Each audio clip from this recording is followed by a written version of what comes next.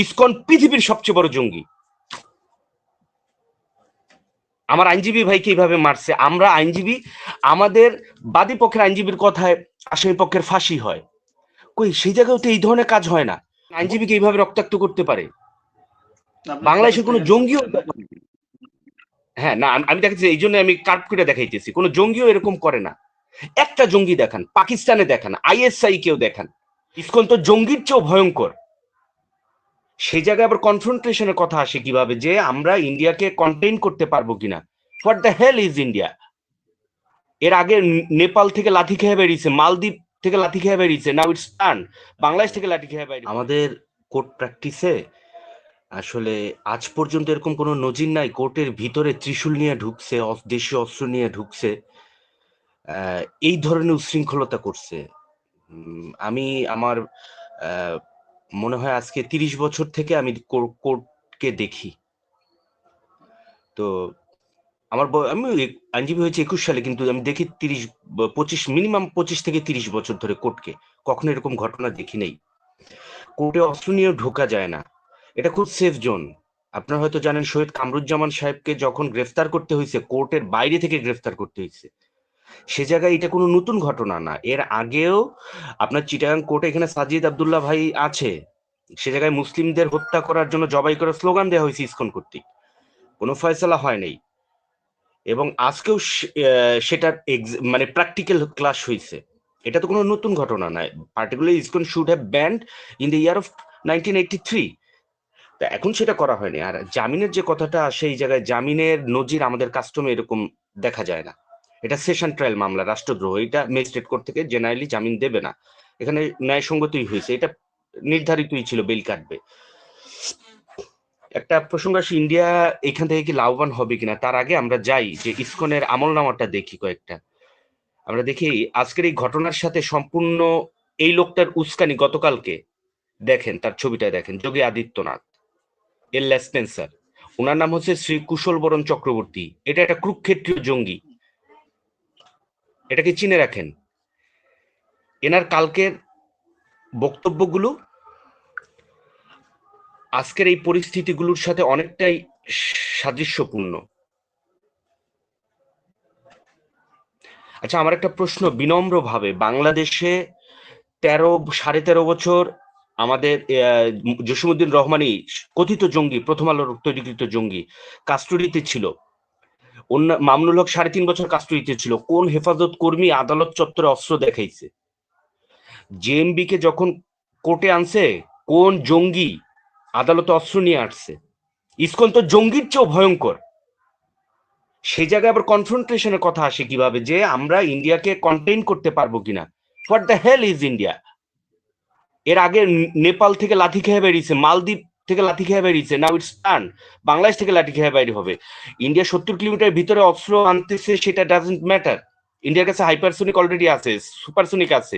বাংলাদেশের বর্ডারে আনা এটা কোনো ম্যাটার নয়, সে দিল্লি থেকেও মারতে পারে। ম্যাটারটা হচ্ছে পাকিস্তান পাশে থাকবে কিনা। পাকিস্তান 2টা নিউক পাঠাক, ইন্ডিয়া চুপ হয়ে যাবে। উই আর দ্য নেশন, আমরা 47-এ দেখাইছি। India is not a matter, we can contain India always always always. India is not a concern to us. এখন এই জায়গায় আমি যেটা কথা বলবো, যে এই জায়গায় প্রস্তুতির বিষয়টা ছিল, বা এটাকে হালকাভাবে নিয়েছে কেন। আমি আইনজীবীর ছেলে, আইনজীবী, আমি আমার জীবনে ভাবতে পারি না কোর্ট এটা দেখাইতে পারবো না, প্রাইভেসি পলিসির কারণে হয়তো আপনারা স্যাংশন খাবে, ভাই মাইন্ড করবে, একজন আইনজীবীকে এইভাবে রক্তাক্ত করতে পারে? বাংলাদেশে কোনো জঙ্গিও, হ্যাঁ না, আমি দেখাচ্ছি, এই জন্য আমি কার্ভ করে দেখাইতেছি, কোনো জঙ্গিও এরকম করে না। একটা জঙ্গি দেখান, পাকিস্তানে দেখান, আইএসআই কেউ দেখান। ইসকন পৃথিবীর সবচেয়ে বড় জঙ্গি। আমার আইনজীবী ভাইকে এইভাবে মারছে। আমরা আইনজীবী, আমাদের বাদী পক্ষের আইনজীবীর কথায় আসামি পক্ষের ফাঁসি হয়, কই সেই জায়গায় তো এই ধরনের কাজ হয় না। বড় বড় খুনে এরশাদ শিকদারের ফাঁসি হয়েছে, কই এই ধরনের ঘটনা হয় না। এ তো এরশাদ শিকদারের চেয়েও বড় হিংস্র। আমি যে জিনিসটা দেখাবো, আমাদের দেশে আসলে আমরা মুসলিমরা নির্যাতিত। এই ছবিটা দেখবেন, জঙ্গি চিন্ময়কে ডাবের পানি খাওয়াচ্ছে, জঙ্গি চিন্ময়, কুরুক্ষেত্রীয় জঙ্গি চিন্ময়কে। আর আল্লামা মামুনুল হক রহিমাহুল্লিকে জি, আমি সংক্ষেপে চলে যাব। আজকে ইসকন যেটা করছে, এটা একটা ধারাবাহিক কনসিকুয়েন্স আছে। এটা কেন আছে সেটা দেখাই। একজন শিক্ষককে প্রকাশ্যে মাপ চাইতে হইছে, দাঁড়িয়ালা দেখেন, শুধুমাত্র সে চিন্ময় জঙ্গির বিরুদ্ধে কথা বলছে। মাদারীপুরে কোর্টের ভিতরে দৃশ্যগুলো দেখেন, সাজিদ আব্দুল্লাহ ভাই একটু দেখাইলে ভালো হবে। আমার পাশের ডিস্ট্রিক্ট মাদারীপুরে মসজিদে আজান বন্ধ করে দিয়েছে মাইকে এরা। ইসকন তো এটা করে আসতেছে। আপনি ইসকনের কথা বলবেন, কিসের ইয়া নেবে, প্রস্তুতি নেবে? আর 1 মিনিট সময় নেবো আমি। ইসকন কোনো প্রস্তুতি নিয়ে ইসকনের সাথে কাজ হবে না।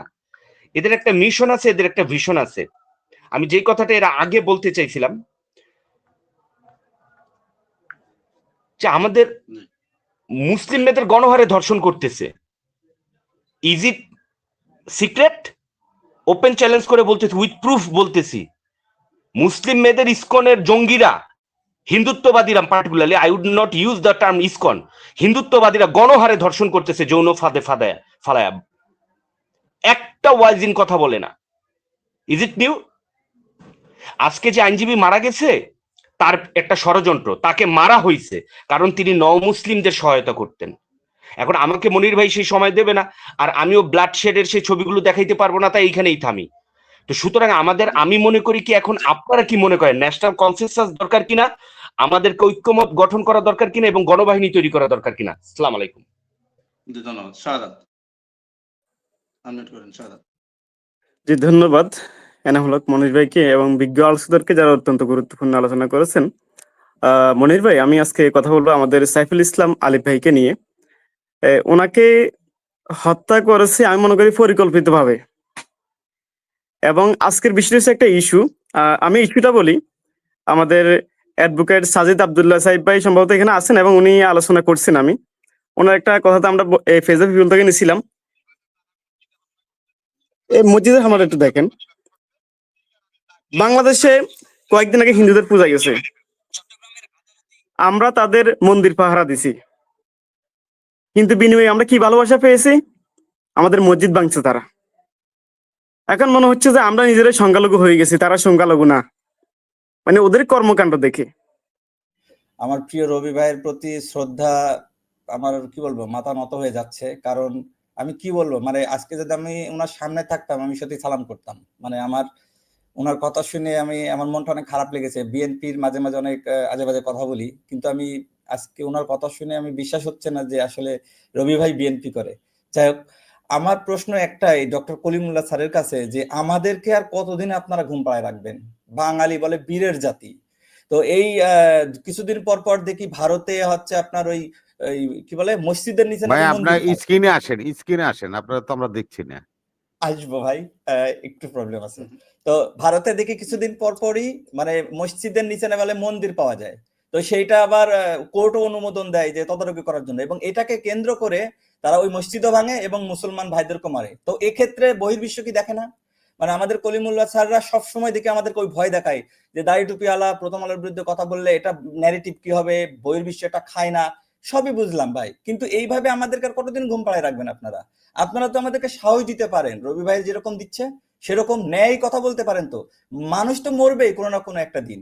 সবচেয়ে বড় কথা সেটা হলো যে এই যে 5ই আগস্টে যে ঘটনা ঘটলো বা তার আগে যে 1 সপ্তাহ ঘটনা ঘটলো, এইগুলো কি বহির্বিশ্ব দেখে নাই? ওইগুলো কি খুব শান্ত পরিবেশ ছিল?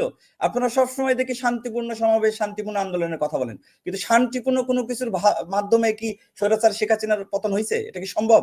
সুতরাং ইসকন যা করতেছে এদের সাথে শান্তিপূর্ণ আন্দোলন বা সমাবেশের মাধ্যমে এদেরকে সংশোধন হবে, এদেরকে ডিরেক্ট নিষিদ্ধ করতে হবে।